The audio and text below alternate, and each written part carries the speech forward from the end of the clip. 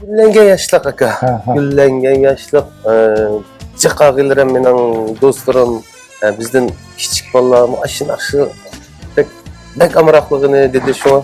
Tüp durunlar memmiş. Ağam bilen bir meslek kılay dep yakılışım. Şuna bitti mi? Bu pütkili ne vaqt degan ben de qaddan desem bo'ldi.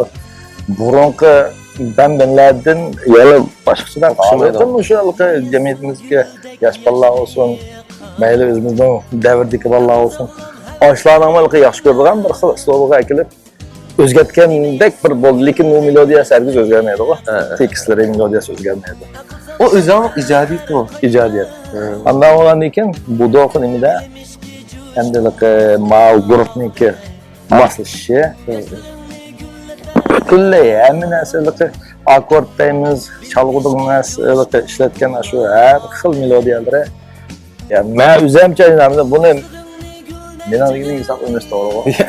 Yana tomashqalarniki, oshlarning yana bo'lsa boshqacha bir fikrlarni anglab baqqan bormi? Ben de hazır qilib bo'ldim. Balki men bizning gördük bolalar keladi. Kes ularga deydigan deb anglab baqqansizlar. Anglığınlar kelib ketdi. Mening tek şanlığım kelib ketdi. Hamsi musikat bolalarning kelgan vaqt bo'lib qoldi. Aytdi bir sizlarga bir so'q qilsak yoqtiraysizlar. Bo'lsa sizlarni ham yoqtirib olishib fikr berishinglarni umid qildim. Okey. Biz qaylangan bo'ldik.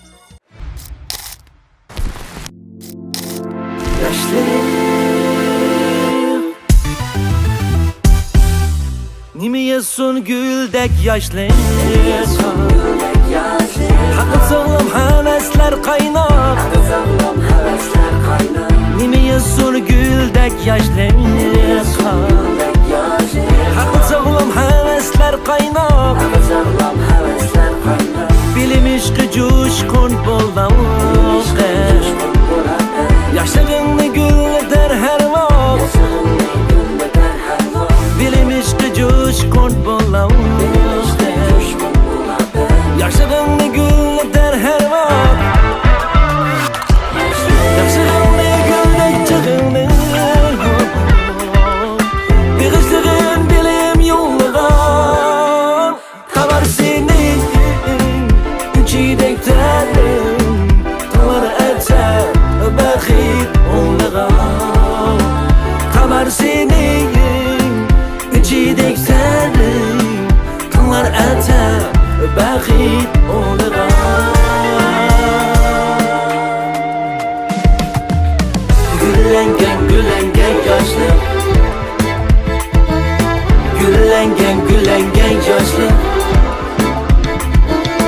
Güllengen yaşlı Güllengen